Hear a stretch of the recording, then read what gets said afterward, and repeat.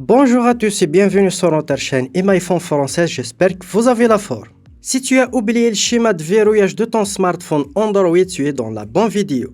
Dans cette vidéo, je vais te montrer une solution qui va te permettre de dépasser et de déverrouiller votre smartphone Android, que ce soit une marque Samsung, Redmi, Xiaomi, Realme, etc.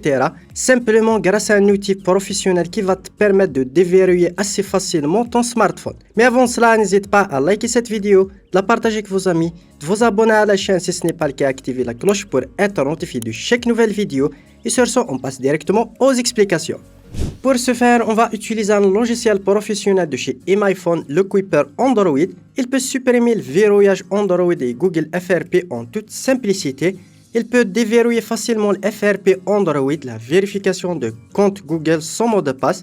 Supprimer sans effort les différents types de verrouillage d'écran Android, notamment le code PIN, le schéma, le mot de passe, le verrouillage par empreinte digitale et la reconnaissance faciale. Il prend en charge plus de 6000 téléphones tablettes Android avec un taux de réussite élevé, y compris les appareils fonctionnant sous Android 14. Compatible sur Windows ou bien sur Mac, le lien de téléchargement est dans la description, n'hésitez pas à checker le lien, le télécharger et voir toutes les fonctionnalités de ce logiciel. Pour ce faire, on va cliquer sur la deuxième option, retirer le verrouillage. On a trois options. La première, retirer sans perte de données juste pour les smartphones Samsung. La troisième option aussi pour les Samsung sous Android 12. Mais on va choisir la deuxième option qui concerne tous les smartphones Android. On clique directement dessus. Puis on va connecter directement notre smartphone au PC avec le câble USB. Directement sur le logiciel, on va cliquer sur démarrer. On va maintenant mettre directement le modèle de notre smartphone. Pour mon cas, c'est un Samsung A10s. On va choisir ici s'il y a un bouton Home ou pas. Pour mon smartphone, je n'ai pas de bouton Home. Je vais cliquer sur téléphone sans bouton Home et on va cliquer sur déverrouiller. Après cela, il va préparer les données, puis il y a des instructions qu'on va mettre directement sur notre smartphone. La première chose à faire, c'est de forcer l'arrêt du smartphone en cliquant sur le bouton d'allumage plus le volume plus jusqu'à ce que l'appareil soit éteint. Puis on va lancer le mode recovery, on va appuyer sur diminuer le volume et le bouton d'allumage jusqu'à ce que le mode recovery directement s'ouvre sur votre écran. Puis on va directement grâce au bouton volume moins descendre jusqu'à Wipe Data Factory Reset. Il se trouve juste ici, vous pouvez le voir ici, Wipe Data. Puis on va cliquer avec le bouton d'allumage, puis on va cliquer sur Factory Data Reset.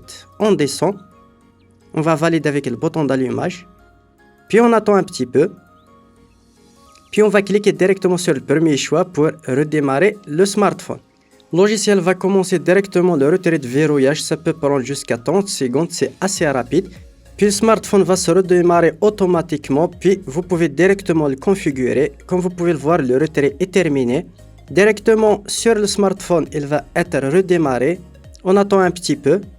Puis vous cliquez sur la configuration de langue, etc. et vous connectez votre smartphone à un point Wi-Fi. On va mettre le mot de passe, c'est obligatoire pour l'étape suivante. Ici, on va cliquer directement sur utiliser mon compte Google à la place du code verrouillage. On clique dessus, puis directement, il va nous demander de connecter notre compte Google. On va se connecter directement, je vais mettre mon email et mon mot de passe, puis je vais cliquer sur suivant. Puis il va vous demander de choisir si vous voulez garder le même compte Google ou bien d'utiliser un autre. Je vais utiliser toujours le même compte Google. Puis on va continuer la configuration du smartphone. Je vais passer les étapes assez rapidement. Comme tu peux le voir, la configuration est terminée.